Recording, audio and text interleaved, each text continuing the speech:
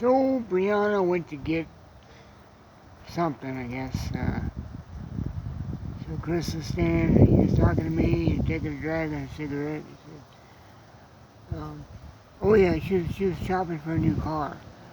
And talking about the salesman was not necessarily hitting on her, but, being too friendly, that kind of thing. And so he said, yeah, you're going to hear more about this on the way home. I said, oh, gee, thanks for the heads up.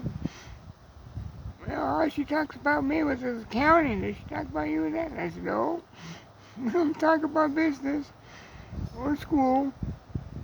It's other stuff, but odds and ends, but nothing like that. How much is the puppy in the doorway? Here's Molly.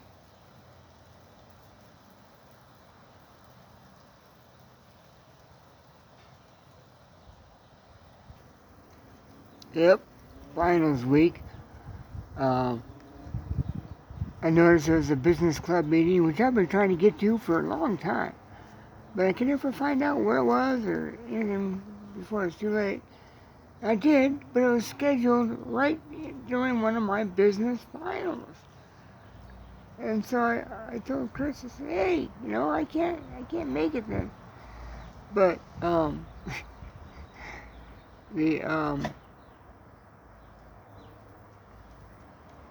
Brianna finished her finals early.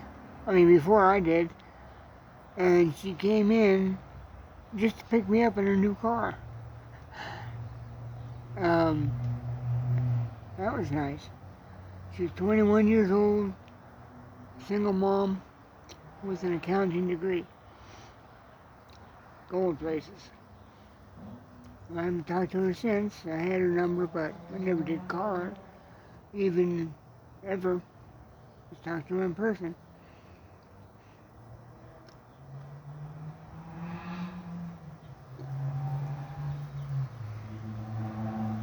But after graduation, Chris and I had more time to hang out, go to Starbucks, and up on the lookout, the hill lookout, halfway, that not all the way up to Jump Off Joe, but another one. And some parks and some odds and ends, just hanging out and having long talks that we didn't have time to on the smoking deck.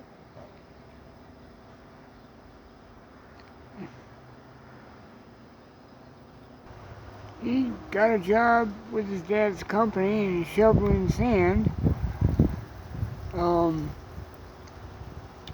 He was looking for accounting type work somewhere else, but I don't know. Never did find out how that went.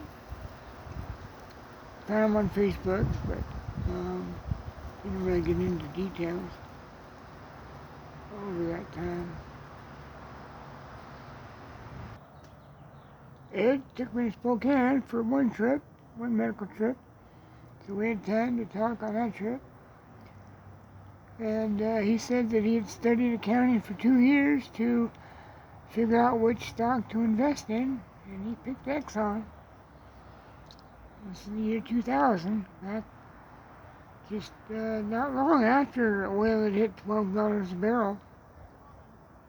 So imagine the stock was down at that time. In 2008, it hit $130 a barrel.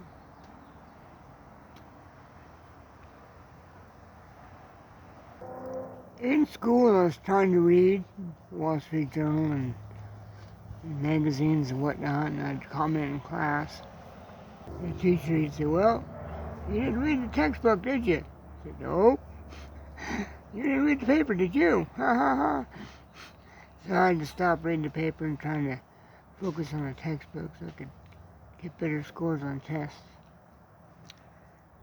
But after graduation, and several years later, I got the Wall Street Journal, Forbes, Fortune, E&R magazine, some computer magazines, and Wall Street Journal was doing full-page oil articles on Saturdays